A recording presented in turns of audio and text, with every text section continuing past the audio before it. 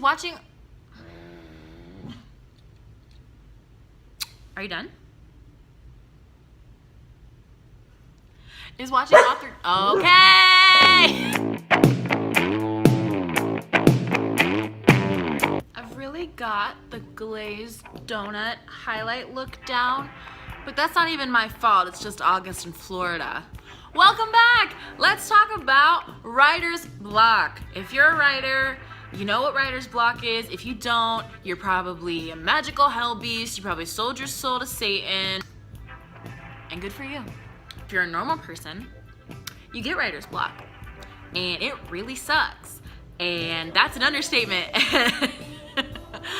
And it can be really tough to get out of. I know personally, when I started working on my second book, I hit what they call the sequel slump, and I just could not figure out what the hell was supposed to happen in this book. Like, I knew it was supposed to happen, couldn't make it happen, and it was so frustrating. I went on Instagram rant after Instagram rant about that, and y'all, a lot of people on Instagram really helped me out, but I finally, for now, nailed down a couple of my foolproof writer's block buster tips. Blockbuster. Remember that?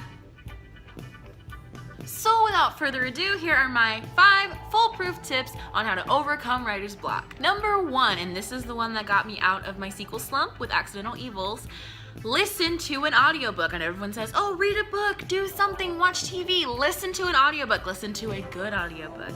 My personal savior was one of my new favorite books ever, A Head Full of Ghosts by Paul Tremblay. The reason I recommend an audiobook and not a physical book is because me personally, when I'm in a block and I try to read a piece of fiction, I get frustrated because I'm like, okay, well, it's as easy as this. This person did it, they put it down on the page, why can't I?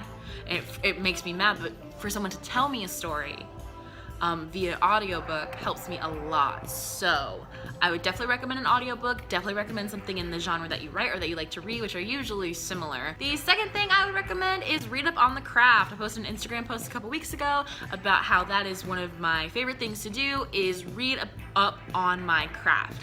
My personal recommendations are On Writing by Stephen King, Bird by Bird by Anne Lamott, and Zen and the Art of Writing by Ray Bradbury. Now those are some of my favorite authors, and they have a lot to say about the craft. And if you haven't read Stephen King's On Writing, I don't know what you're even doing watching this channel. Go do your homework, go do Writer 101 and read On Writing and Bird by Bird, and then come back. Number 3, and this might seem counterproductive, but work on something else. The number 1 thing that causes my writer's block is just straight up overthinking. I'm so deep into the story that I can't see the forest for the trees. I can't dig my way out and figure out what the hell is going on story-wise, because I'm so caught up in the one little thing that I can't figure out. And working on blogs and poems and videos and other little projects that I had really helped me just get a clearer head. It's kind of like, you ever sit at your computer for like hours and you cannot write and you cannot figure out what you're trying to do with the story, and then you were like, screw it, I'm going to bed, and you go to bed, and as soon as you lay down and like are quiet for 5 seconds, you get a breakthrough? That's what working on something else will do for you, and it gets your creative gears shifting in a different direction, which sometimes can be exactly what you need to kind of break through that wall. Number 4, and this is a new one for me, take a ride or a drive. Now, I don't usually like to drive, but I recently took a road trip from Florida to Iowa and back in the car, and we took a rental. I was with my mom and my Nana, and I'm too young to drive a rental. You have to be 25 to drive a rental. If you didn't know that, I'm 23. So there was a lot of sitting in the back seat, sleeping, eating snacks, and brainstorming 2 new series ideas. I had very, very small breadcrumbs in my brain of things that I wanted to do with those, but I was just like, I don't have time to work on those. I'm busy working on Civil Blood and the Thistle Wolf series, and there's no way that I can work on those at any point soon. But Civil Blood was with Courtney at the time of the road trip, at the time of me being in Iowa. I had nothing to do but think of other ideas and work on other things. So I completely came up with 2 brand new series ideas that I can start working on in the meantime, and I never would have done that if I hadn't just gotten out of my headspace, out of my comfort zone, which is my house, and been doing, you know, going somewhere that was different, that I'd never been before, kind of pulling myself out of my comfort zone. And now I find myself, when I'm driving to work in the morning, brainstorming. It's like all of a sudden my brain, when it gets in the car, is like, okay, what are we gonna do now?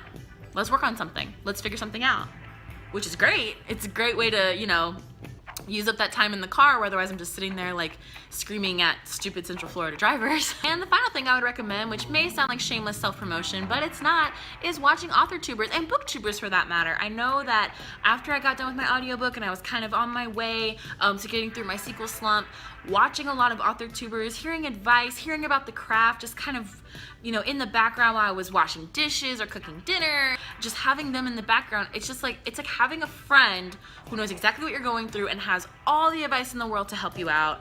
And I will, of course, you know, link some of my favorite channels in the description below if you are not sure where to start with AuthorTube and BookTube. I have so many recommendations for both of those things, but it really does help. And BookTube is like, it makes you remember what you love about reading. It makes you remember like just the intensity with which people love stories and why you're doing what you're doing, which is to tell a story that no one else has told yet.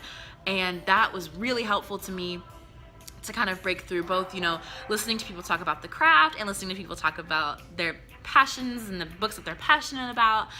So those are really big helps for me. And this isn't one of my points, but you know, it's something that I don't think can be said enough. Reach out on social media, build yourself, you know, a little tribe on social media, and just talk it out, because it definitely helped me a lot. My friends over on Instagram really gave me hope and encouragement to get through my writer's blocks, and it makes you feel less alone, because God knows you're not the only one going through a writer's block. At any given time, most of us are having a hard time. So I hope that those were helpful to you. Definitely, you know, check out the AuthorTubers and the BookTubers. I list in the link below. Definitely check out those book recommendations. I'll also try to link those if I can find them all on Amazon. I don't know if Ray Bradbury's writing book is out of print, but if it is, I'm sure you can find it used on Amazon. But in the meantime, you know, I put out videos every Saturday. I will see you next Saturday, and bye.